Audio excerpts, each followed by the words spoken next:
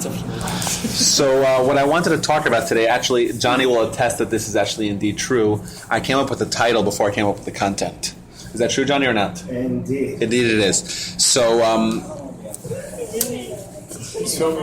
I wanted to analyze something kind of a broad topic in Jewish life and practice, which is something that we come back to again and again.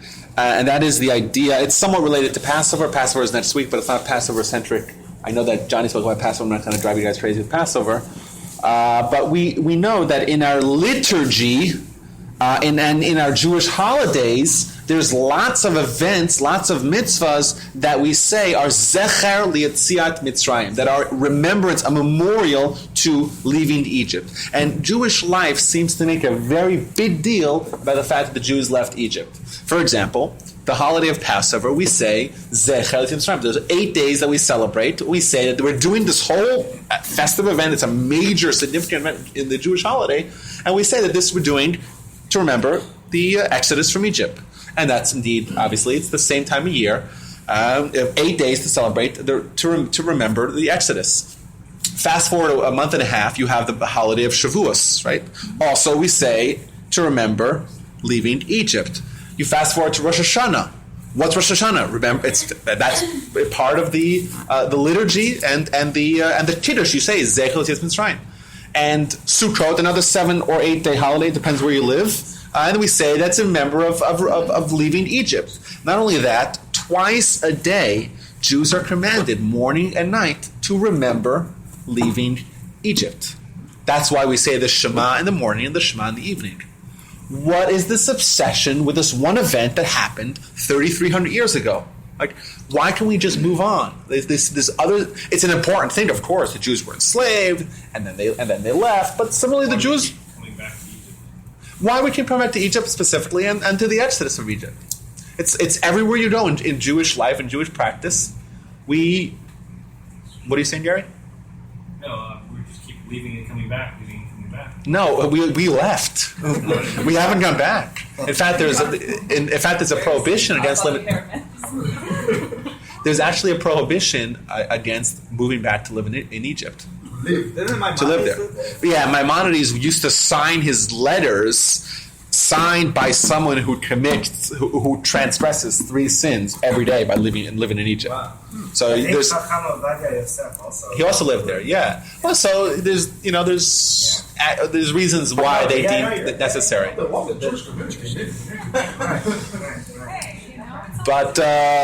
why is this one event so significant, so crucial, so pivotal, so important to Jewish life that we have to talk about it every day, twice a day, every couple of months we have another holiday, and that is the primary theme of the holiday? That's the question I want to start with. Anyone has any ideas, want to share, or should we move on? Ron, what do you say? I think mainly it is. So you go ahead, Ron. Wait, I can try. I think it's because Hashem truly revealed himself to the whole world and to a whole nation and was very hands-on. There's a cloud, there's a manna from heaven, there's the plagues, like hands-on, just intervening with life here. So therefore, it's very important, and we should remember that every single day. Why is it important? See, that's what I do, by the way. When someone has an amazing answer to their question, I can just sit down now. Okay, we're done. Everyone go home. But yeah, and I'll say your point a little bit later. Actually, I agree with every word that you said. Terrific. Excellent. Okay, so that's the idea, and I hope to revisit it. But what I specifically wanted to talk about, that was a question because it's related to Passover, and we related to what we're talking about a little bit later on, hopefully. But what I wanted to talk about is the idea of a mitzvah. Everyone here, we know that yesterday there was the Yad Mitzvah Day. Who went to the Yad Mitzvah Day? Oh, yeah. Okay, everyone went to that. So everyone is familiar with the term mitzvah. Who knows how many mitzvahs are there in the Torah? I'm a Torah. That's a mitzvah one overtime. They need to run there. 613, right? 613. It's a great game, though. Okay, so everyone agrees 613 mitzvahs? That's what you're 100%. How do you remember that there's 613 mitzvahs? There's a song. There's a song. Really? Yeah, there is. So I'll teach you a little trick. How do you remember it? So there's this verse at the beginning of Deuteronomy that says Torah tziva lanu Moshe. Ever heard of that? Torah was commanded to us by Moses. If you take a look at the gematria, the numerical value of the word Torah, it's 611. 611. And we know that was the class that your brother gave when that's the Talmud says is that the reason why Torah is 611 is because Torah was commanded to us by Moses, but there were two commandments. The first two of the Ten Commandments were given by the Almighty Himself. When the Jewish people had the supernatural experience, revelation at Sinai, they got 10 commandments. The first two of them, they actually had prophecy, and that's how they were able to consume that information. As opposed to the final 8, the latter 8, and the rest of the mitzvahs were actually given to them by so I guess my brother's plagiarizing my ideas. Nothing new there. So we have a lot of mitzvahs, and we know that, remember, we're claiming that these mitzvahs are given to us by God Almighty Himself, creator of heaven and earth, right? Obviously, the greatest intelligence that could possibly exist. Right? Intelligence that creates an ecosystem, creates 8.7 million species that are able to procreate on their own, an incredible intelligence. And if these mitzvahs were given specifically for us, for a specific purpose, there has to be a lot of insight behind it. Like, it cannot be a mere ritual that we're doing because we were doing it from time immemorial, because that's what it says in this ancient book, but it has no relevance to us. So what I wanted to examine today is what exactly are the mitzvahs supposed to do to us? Like, we're doing mitzvahs. Why are we doing them? What's the point? What are we going to gain? What's the Almighty thinking? Is He just trying to get us to do things mindlessly and to just do the mitzvahs, this is what I say, and shut up about it? Maybe. There's legitimacy to that argument. Don't overthink the matter. You don't know what you're doing. And that take it or leave it, so to speak.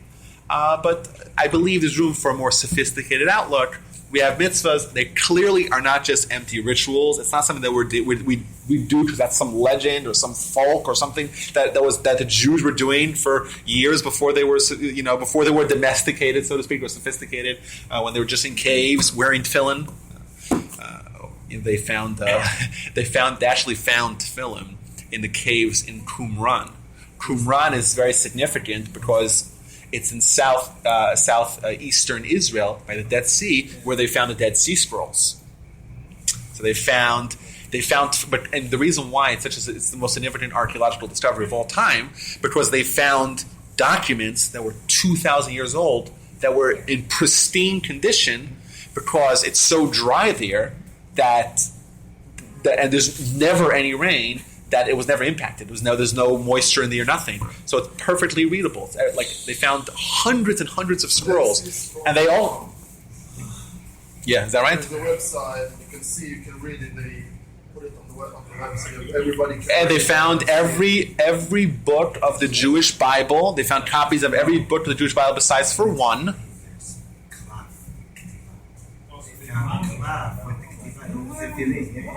Yeah, so and they explain that there's in the tefillin box. There's these scrolls. That's how ancient. Yeah. So so they did discover. They discovered 23 out of 24 books of the Jewish Bible, and they also discovered a lot of tefillin. And the tefillin, if you take the tefillin from the cave in Qumran and you compare it with tefillin worn today in Israel or in Houston, they're identical. Really? The black boxes. There's four compartments on the shell roche on the tefillin, the phylacteries, fancy word in English, of the head, and one compartment of the phylactery, the same scroll, same position. Incredible. That's why it was like a weird thing, though. I mean, it was like an all male group or whatever. Yeah, these people were like apocalyptic, and they had their own apocryphal writings. Uh-huh. They had the end is coming. Let's not procreate, and that will guarantee our survival, which is a mistake. That's probably the scholars argue that's why they went extinct, because they were very they were Jews but they live like a very self-limiting lifestyle. So they were sure the end is near, and they wrote their own books about this apocalypse. So they're gone. Either way, so our mitzvahs are not something that people were just doing in caves when we were cavemen. It's given to us by God. If it's given to us by God, there has to be a reason. And what we're going to try to do today is not specifically to analyze every individual mitzvah, but in general.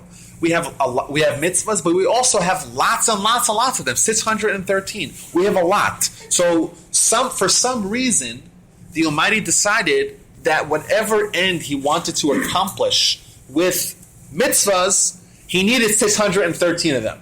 Otherwise, He would have done less, or maybe He would have done more. Or this is the number, and it seems like a lot. If the Almighty wants us to do something and achieve a certain result, well, why does it have to be that there's so many things that we need to do in order to achieve the result? So that's what I wanted to analyze, and I collected several sources, Jewish sources. I made a source sheet, and there's one here for everyone. If you want one, you're welcome to look at it. If you don't want one, that's also fine. Either way, if I'm getting boring, you have something to look at, to read, to fill all the O's. Color in all the O's. And who needs a pen? I have an extra pen here. You want a pen? That's what I do, like when.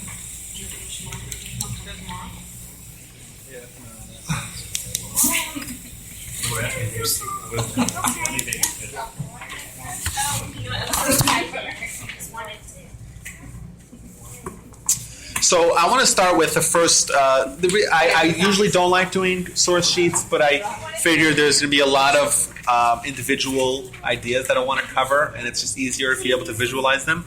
So source number one is from the Talmud, in a book called. No, I don't need that one. That's fine. I do this one.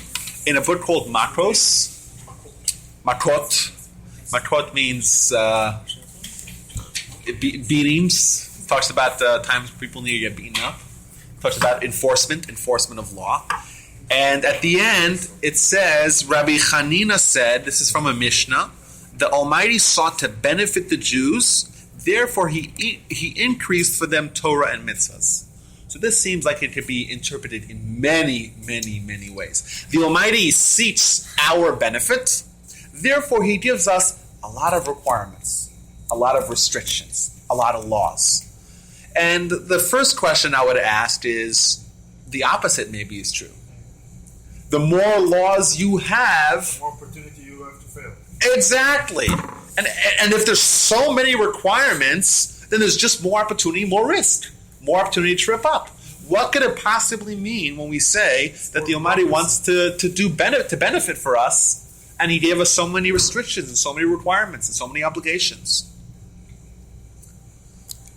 What do you say, Mo? In a few words.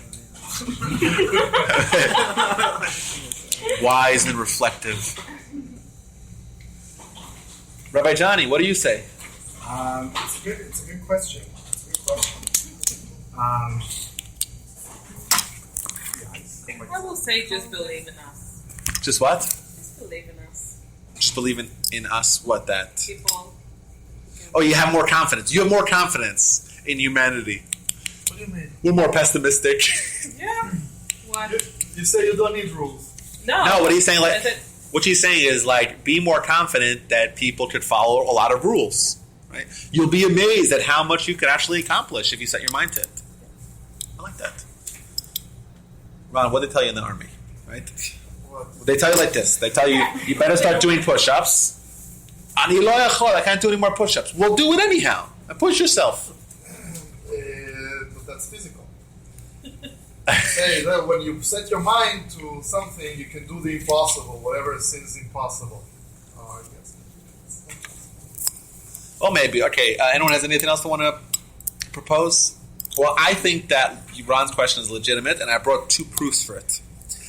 Number two. So this is a very interesting statement, also from the Talmud, and this is from Hiddushin 31b. Rabbi Yochanan says, what did he say? It's better to never meet your parents.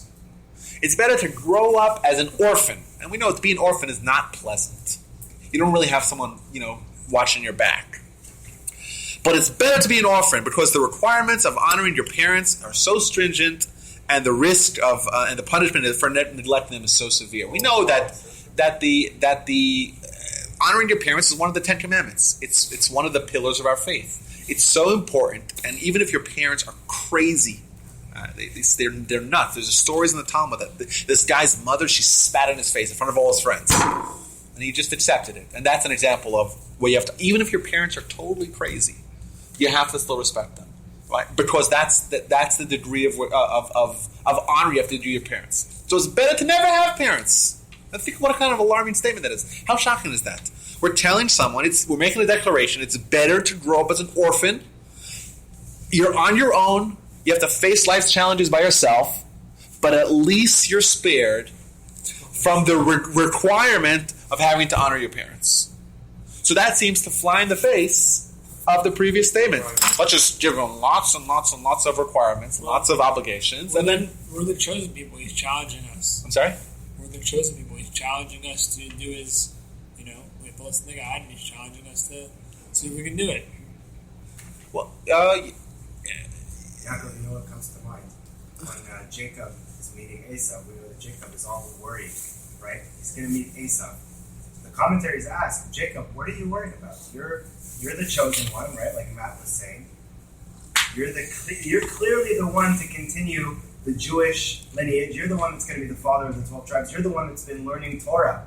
You're afraid of your brother Esau? So if I'm not mistaken, there is a commentary that says, I think, that Yaakov was worried about the merit that his twin brother Esau, the wicked one, had in the fulfillment of this mitzvah of kibbud av v'em. Because it is a known fact that Esau, wicked though he was, and he was in the field killing, murdering, raping, he had a phenomenal degree of kibbud av v'em for his father Isaac.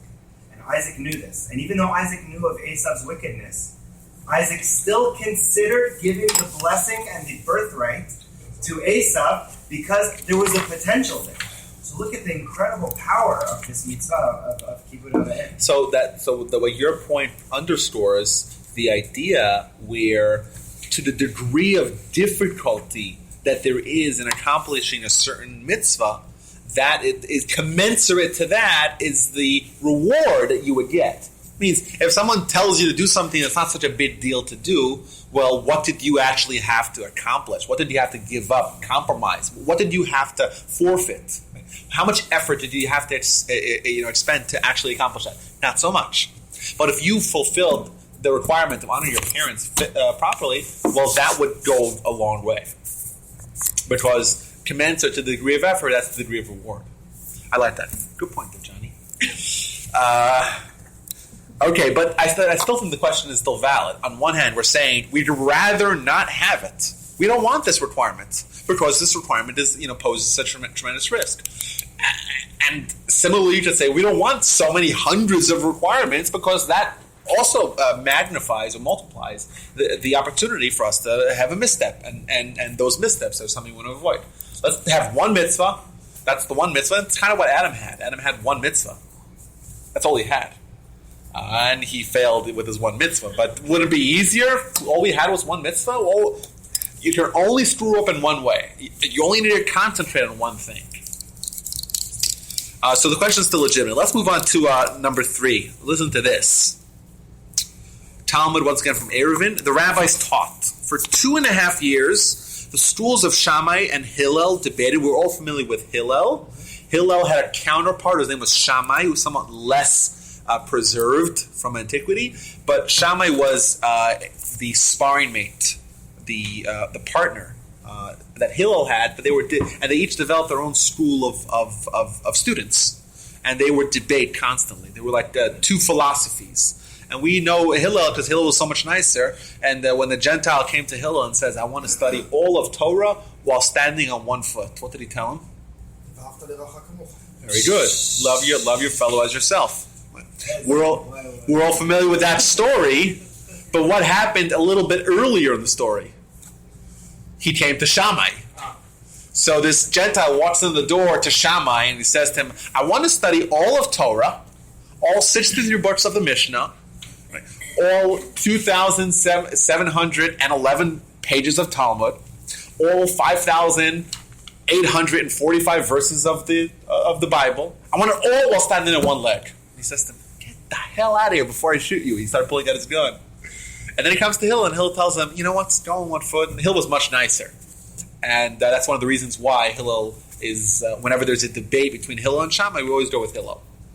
Either way, the Talmud records a fascinating argument that existed amongst these two schools of thought.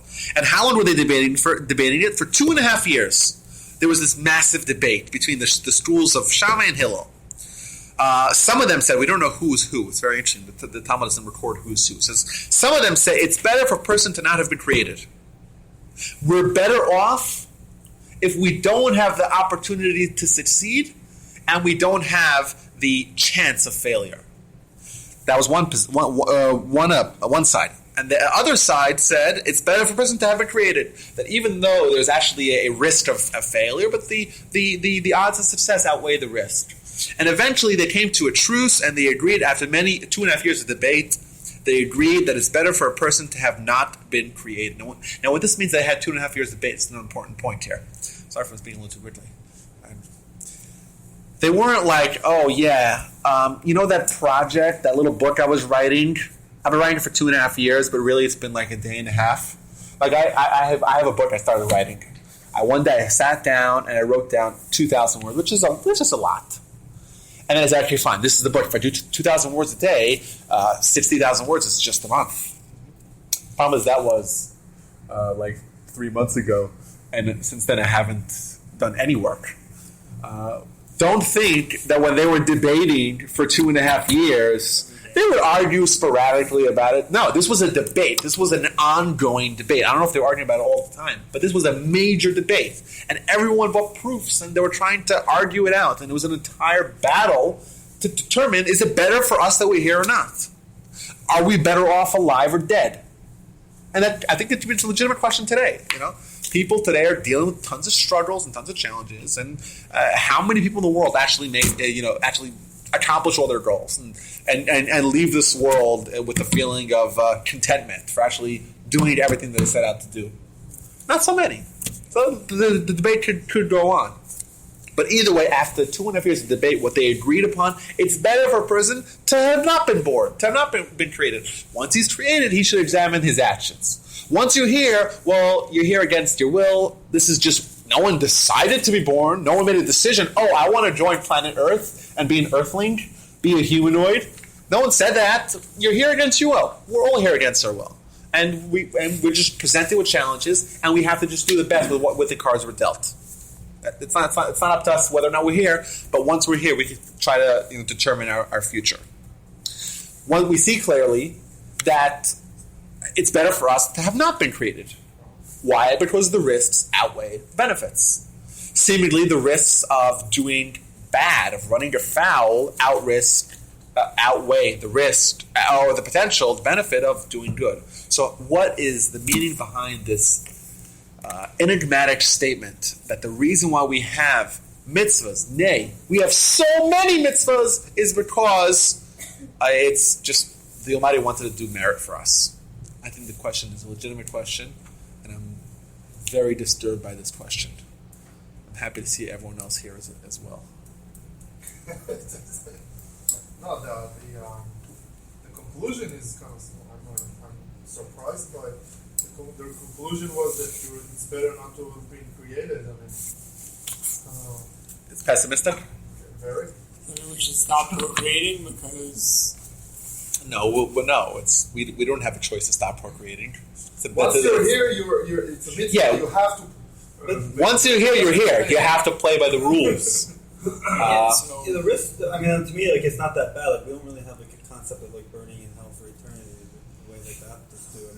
Basically, all Jews have a place in the world to come, and if you do a great job with the 613, maybe you have a closer spiritual connection to Hashem or whatever. But so you're saying it's only a marginal difference. It's marginal. I'm sure it's a good. I'm sure that the ultra orthodox are doing. I'm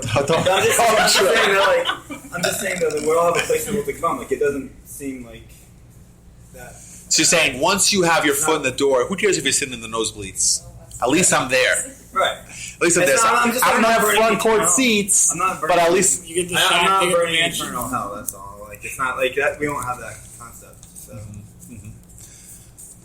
Well, it doesn't seem that bad. Like, the You're right risk- about the word eternal, because hell, Gehinnom, is meant to be a cleansing process for all of our neshamot to reach that designated place, like you just mentioned. Well, we all have a place in the world to come. That's what it says. Kol Yisrael yesh lahem chelek le'olam haba. Every Jew has a place in the world to come. Right. Every non-Jew as well, if they follow the seven Noahide Yeah. laws. But Gehinnom, you're right. Eternal, no. We don't- But And in Jewish philosophy, if someone ends up in what's called Gehenom or purgatory, it's actually a very good place. Because I don't want to talk too much about what happens after you die, because we'll be here for a long time. But after you die, one of three things could happen to you. One of them is very, very good. One of them is very good, and one of them is very bad. And the Really? very good Very one, bad? very bad because. it's not very good. That's still No, it is pretty bad because it's when someone does not accomplish what they need to accomplish in life, then they have to go back and do it again. So Yeah, it's not so bad. yeah, you're thinking, I like it here. You know what it's like? Okay, who here? Is there a list of things? Who here? Okay, I'm going to ask a question. About everyone has to give an honest answer. Yeah, is that a fair deal? Or you to recuse, but who here has been playing 2048? Oh, I played it today for the first time. What is it?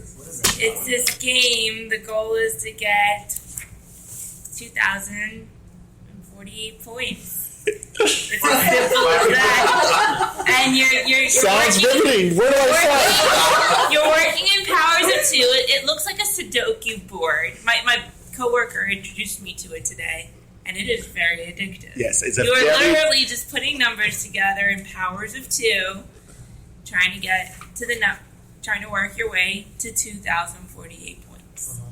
Okay, so That's it. I was only bringing that as an example. Okay, but let's ask this question again. Who here has played Temple Run? Everyone's played Temple Run?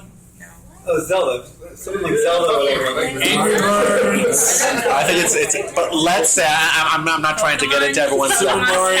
Okay. My point is like this. You know when you're playing a game and you're so close to the finish line and then you get out and you have to start all the way from the beginning? Yeah. Pretty frustrating, right?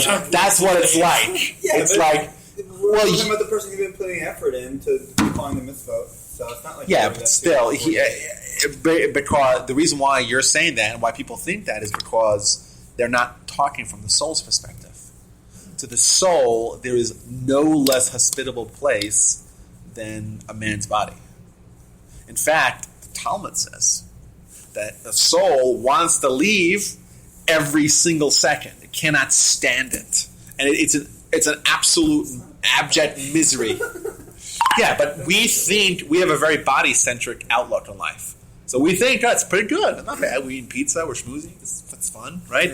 It's in it for the body. It's a pretty good place. But this place is very hospitable to the body, not so much to the soul. So I agree with you. It doesn't seem intuitive, but if you read the books of Jewish philosophy that talk about these things in great detail, it seems like it's very, very bad.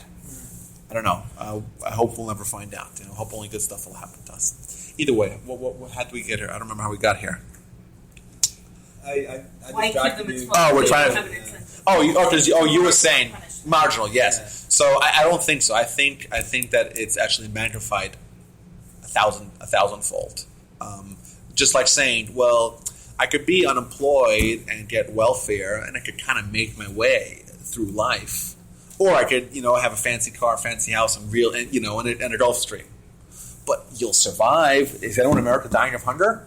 You'll have some shelter. You could live in a shelter. Obviously, I'm just trying to bring out your point. You can live. You're alive. You have a shelter. You have no family, but you have food. People are giving you food, donating to you food, right? Yeah. So it's not bad, right? That's The person with the Maserati is not necessarily happy. not necessarily, but that argument is a very bad argument. Why? Because we all know, no, we want to make it in life. We want to accomplish in life. Just being in the building is not enough for us. Right. So similarly, I think while you're right, and I think we'll come to your point again, that everyone has a portion of wealth to come. Everyone has a foot in the door. It doesn't mean everyone's the same. It doesn't mean that there's nothing to strive for. Okay, so let's try to attempt here an answer. I collected 3 answers.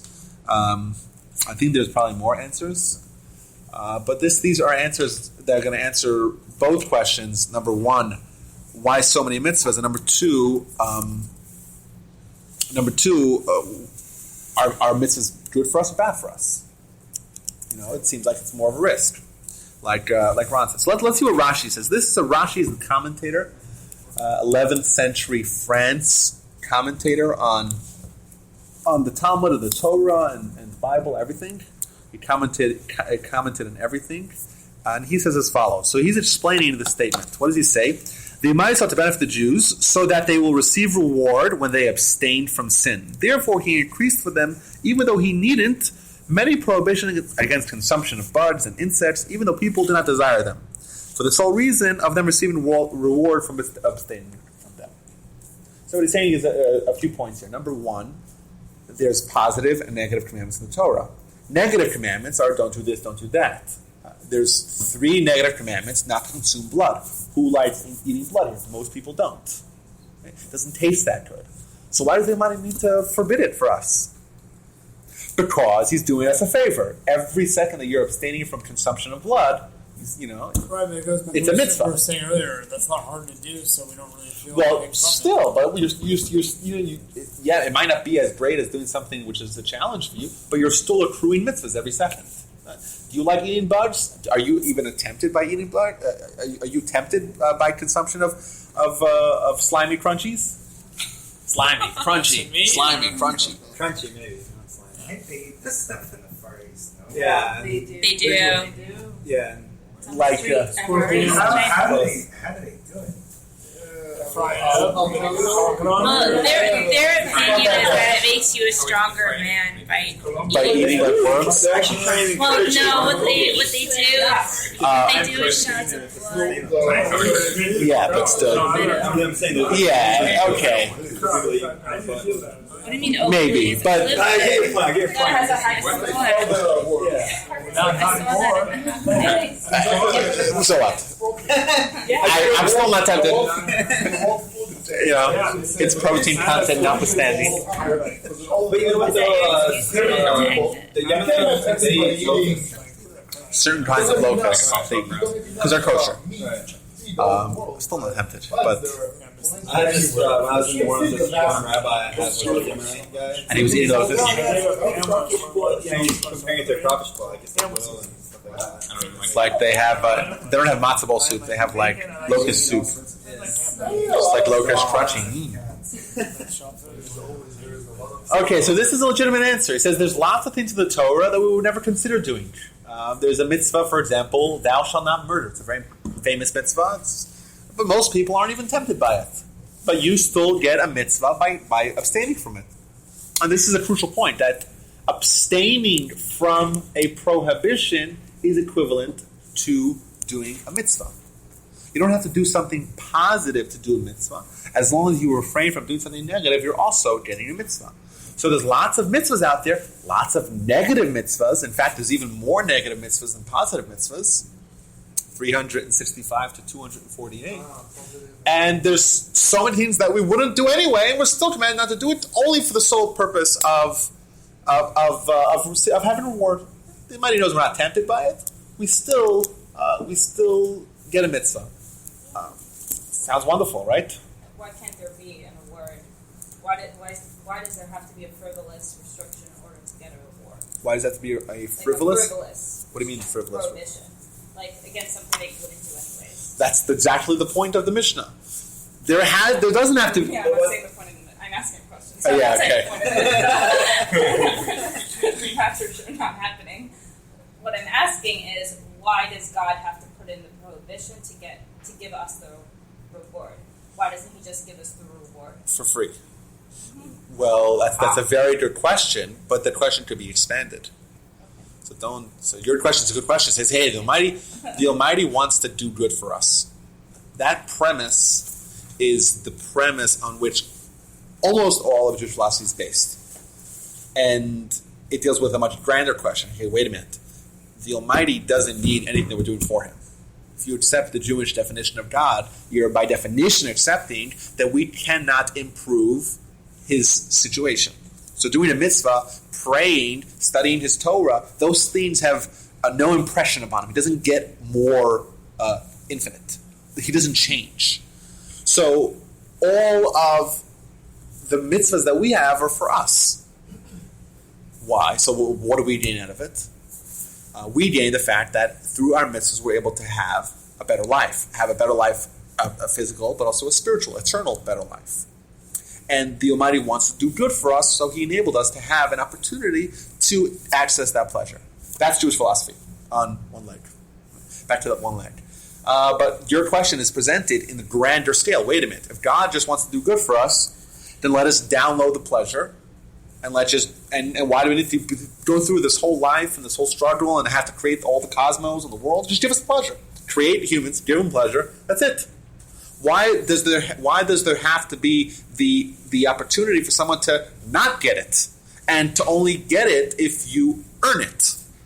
That's basically your question. Expanding on it. Right. So the answer, that's the traditional answer brought down in the Midrash, is the idea called bread, shameful bread. Right? Nahama de kisufa. Nahama is Aramaic for bread, and kisufa is shame.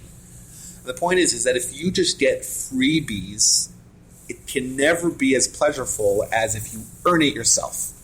So the Almighty could have indeed just given us goodness, pleasure, but it never will be as sweet as if we actually toiled and sweated to accomplish that. But the point is the freebies, though. We're talking about the frivolous stuff, like the things that are so easy we're not even tempted to. They're not working. Okay. When you expand, the nuance is that this is sort of a freebie. So saying if it's a freebie, should we derive pleasure from the fact that we don't eat blood? Like, so you're saying like this. This is a question here. Okay, I like this question. It's like this. If anyhow we're not going to eat it, so the Almighty is anyhow giving us the quote-unquote freebie. No, it's not. It's not really a freebie. It's not really a freebie. It's much easier to get. It's not a freebie in the Far East. No, how Rashi's presenting it as a freebie. No, I would suggest maybe it's like an obstacle course for when you train kids or you train anybody. You have some things are easy. The first obstacles are easier steps, and the more you grow, you have harder and harder things, so you can develop yourself while you're at it. So the first steps, you have to have some very easy steps in the beginning to get you started, and then gradually work harder. But I like that. But I think there's another point that you're saying. Well, let us have some stuff that are just free. Well, we do. How much do you have free? Like, did you work to earn? You're able to see, right? Is that a freebie? Did you do something to earn it? That's a wonderful gift the Almighty gave you, right? Do you remember? Maybe I did do something to earn it. Maybe I didn't. It's we have so many freebie gifts. Who knows what's free? Well, we know that kids are born, they have accomplished nothing, and they're given an incredible machine that's able to digest. Incredible. It's able to just take all the nutrients and separate the minerals and nutrients that they need and send the heart pumping and the whole infrastructure. More pipes carrying blood than, if you lay them end over end, than all the highways and interstates and roads in the world we all have in our bodies. That was a freebie. So we do have tons of freebies. We do have. But the Almighty just piled on mitzvahs, just to add even more. Does that satisfactorily answer your question? You still want it free. You still want to be able to taste those frogs. Is that really what you want? You want the frogs? Yeah. What you do is you go to the Mose Rabbi in New Orleans. I just don't like the unnecessary imposition of structure. Like, why does... It's resistant, recalcitrance. It's good. Yeah, it's resisting authority. I have a few kids like that also. What, recalcitrance? Oh, thank you. That's why I learned it. So you got a compliment like that. But you're saying you don't want the requirement, even though you would never want to transgress it. Now that I know my kids probably get it from me that the idea of someone imposing authority is something which is anathema to them.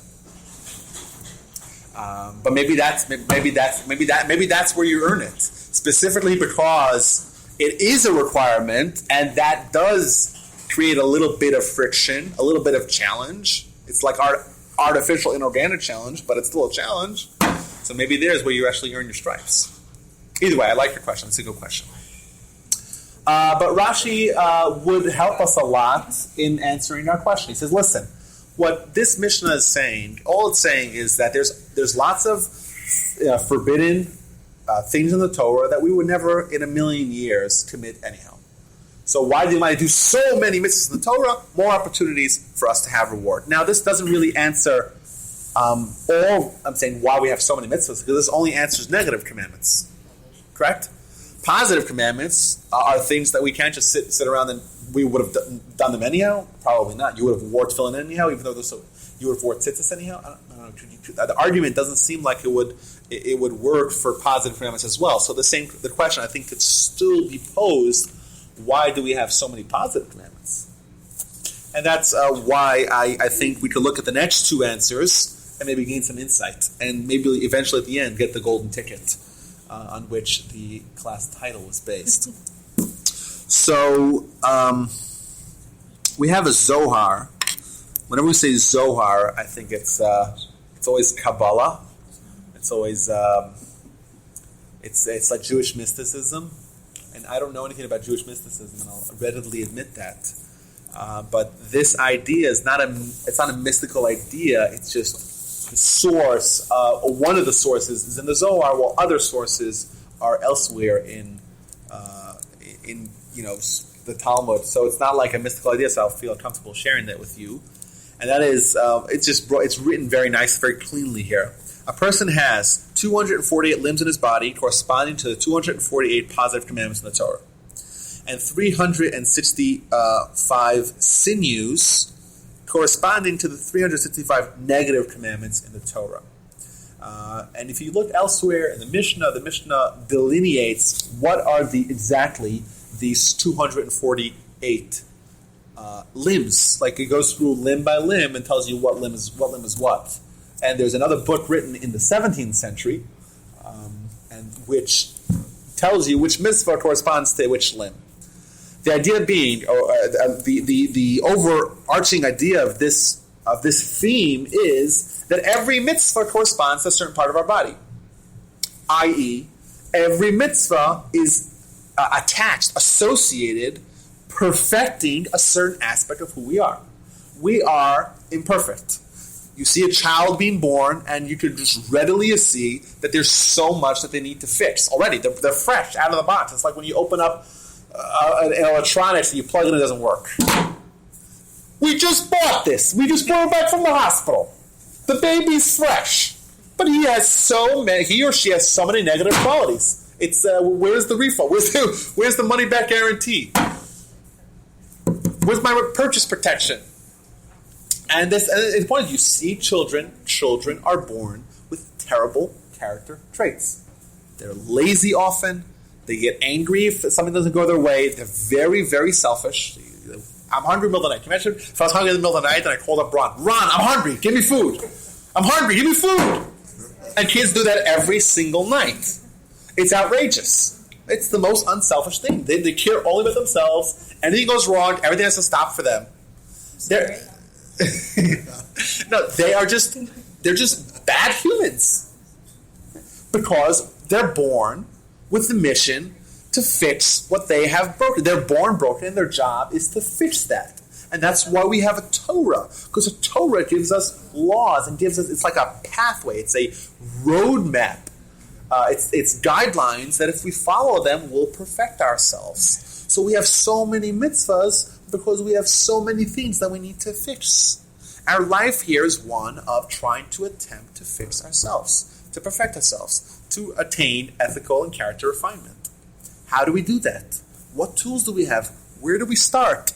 Where is the instruction book? Well, that's the Torah. The Torah, the word Torah, Be'ivrit in Hebrew means instructions. It's the instructions for what? Instructions for life. What do you mean life? It means in the life and the requirement and the mission that we are all entrusted with of attaining character perfection. Therefore, there's so many aspects of our character that need perfection, and these mitzvahs are tools that we use to help ourselves. So this answers, what's the purpose of mitzvahs? Why are we doing them? It's because we're going to perfect ourselves. Why are there so many? Why are there so many mitzvahs? Because there's so many facets and areas of our life that need perfection. And this idea satisfactorily answers the question, but I want to quickly finish the last idea because that's where it has the golden ticket.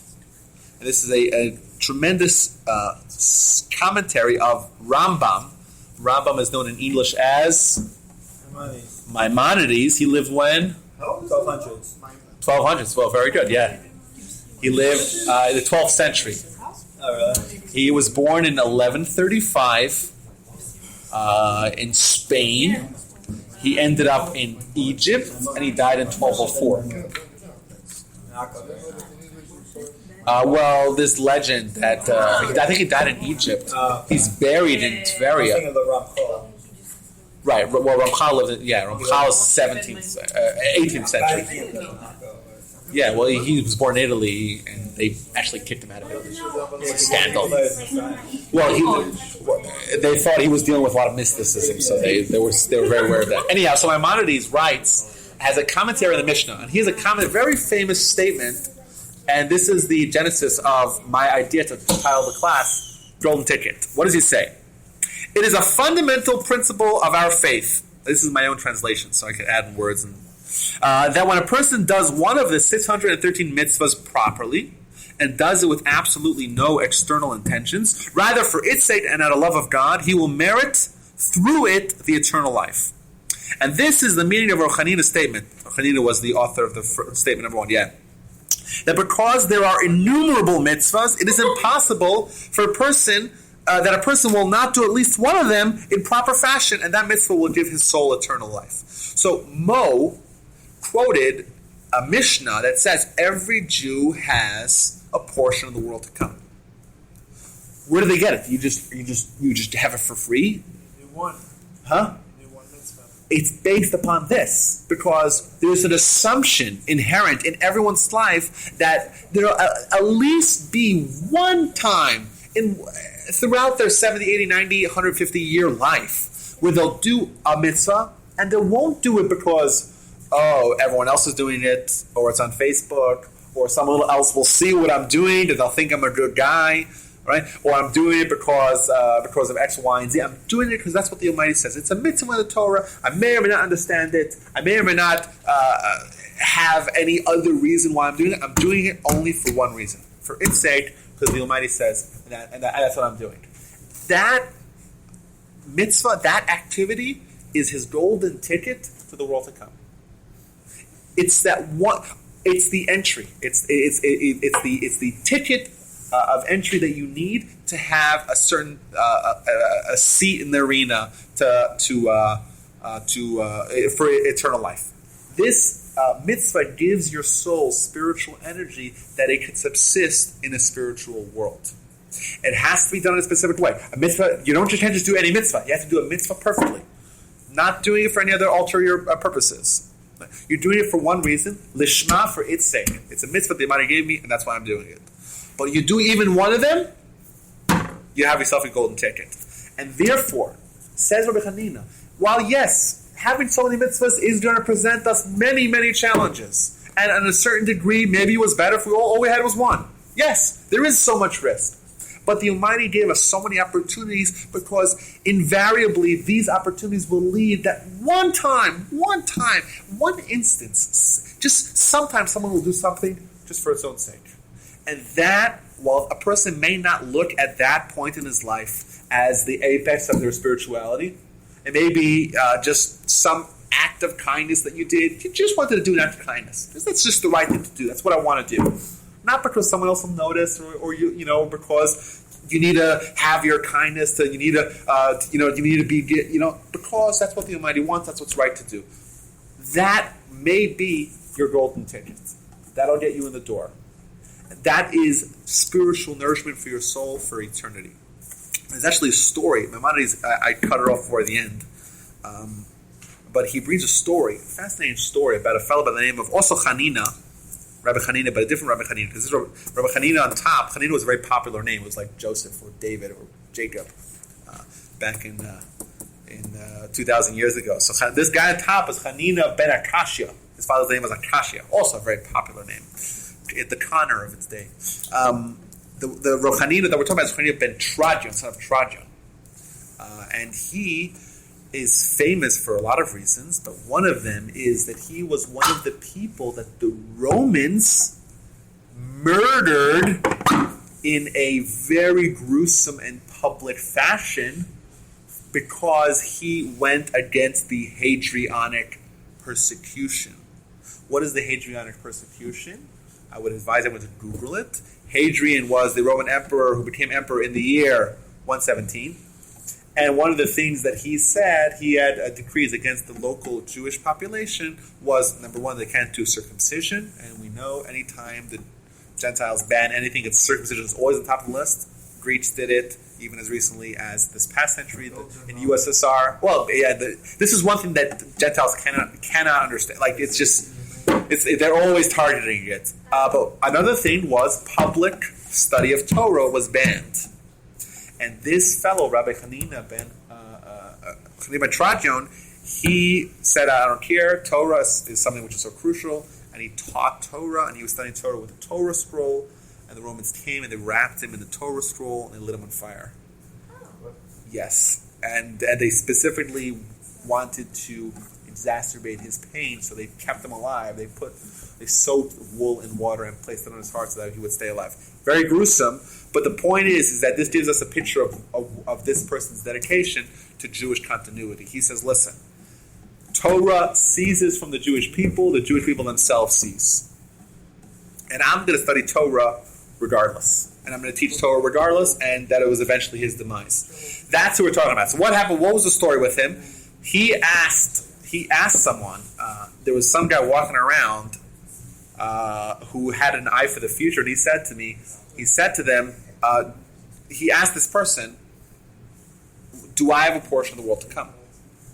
And he asked him, do you ever do a mitzvah without any other motive involved? So he said to him, yes. He says, I am the tzedakah collector. He was like in charge, the treasurer of the local charity fund. And once he had some personal monies, and they got mixed in, commingled with the charity funds. And he didn't know, was it this his money? Was that his money? So he said, you know what, I'm giving it all to charity. And that was, and the Talmud says, this was his mitzvah that he did perfectly. And this is his ticket, his golden ticket, so to speak. Someone who was so dedicated to Torah study, to Jewish continuity, he was willing to give up his life, as he in fact did. This is the story, like this is his entry. So Maimonides uses this story as a proof that it has to be a mitzvah that's done perfectly. It's done, it could be a simple mitzvah. Who knows how much money it was? Was it $5? Was it, they used dinars. But how much money was it? Probably, it might have not been so much money. But it was a mitzvah. He said, I'm just going to give all of it to charity. I'm going to give a little bit extra to charity. This one little mitzvah, that was the peak of his spiritual life. This is his golden ticket. No one knows what your golden ticket is going to be. No one knows what is the mitzvah that you're going to do perfectly and will gain you entry to a spiritual, eternal life. But there's so many opportunities for it, and that's a tremendous benefit for us, because invariably, we too will encounter our opportunity for spiritual eternity. And that's already 9:15. But I wanted to do a callback here to what we talked about at the beginning. We said that everything is in remembrance for leaving Egypt, right? All the mitzvahs, so many mitzvahs, and so much of our Jewish life is surrounding leaving Egypt. And this young woman here, I don't know your name. Fanny. I do know you. Yeah, we're friends on Facebook. Sorry, I apologize. We're good friends on Facebook. So Fanny said that the reason why it's such a critical part of Jewish life is because this was a time where the Jewish people experienced in a clear fashion the Almighty's dominion. And what the commentators say is that every mitzvah, every single mitzvah, there's one underlying concept. And that is, you're doing the mitzvah because that's what the Almighty told you. Like Maimonides says, you're doing a mitzvah because you love God. Because God asked you to do it, it required you to do it, and that's why you did it. So 613 mitzvahs, but it's really one mitzvah. And that one mitzvah, which is faith or believe in God's dominion, was at its peak at the Exodus. And every mitzvah that we do today, we're kind of going back a little bit and having a mini little Exodus, a mini little experience where we're testifying to the dominion of God. Hence, this one episode that happened 3,300 years ago is not just recounting, memorializing some story, but it's reliving the purpose of our faith. And we do that, with remembering it because it's so important, but also with mitzvahs, because mitzvahs bring us back to that. So those are my thoughts. And I want to say that we have so many mitzvahs, so many opportunities. Let's go out there. Everyone make sure that you grab yourself a golden ticket. You want to make sure you have your foot in the door. And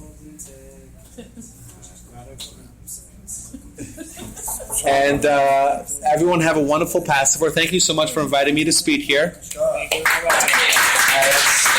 had so many wonderful experiences here when I used to teach here a while back, and it's lovely. I hope we'll get invited back. Johnny, will I get invited back? You're always invited. Okay. Thank you, and everyone have a wonderful Passover. May 5th, big barbecue happening poolside by John Vermazian. Yom Ha'atzmaut. Hadass is providing us with flags and